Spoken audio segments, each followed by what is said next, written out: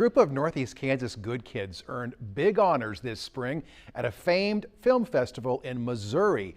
The Junction City High School Blue Jay media team took part in the SATO-48 Film Challenge in Springfield, Missouri. That film festival every year challenges filmmakers of all experience levels to create an original short film in just 48 hours.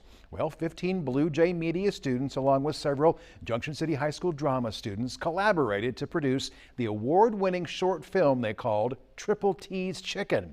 Competing against 72 teams from across the Midwest and beyond, the Blue Jays earned a top 10 showing in product placement and a top 5 placing in set design. Advisor Sabrina Reswig said to be recognized during the school's first year participating is a true testament to the talent, dedication, and hard work of these media and drama students. So congrats to the Blue Jays from Geary County. By the way, they finished their winning entry with 7 hours to spare in that 48-hour competition. Tell us about the good kids you know where you live. Send me your nominations on our website at WIBW.com. Riley.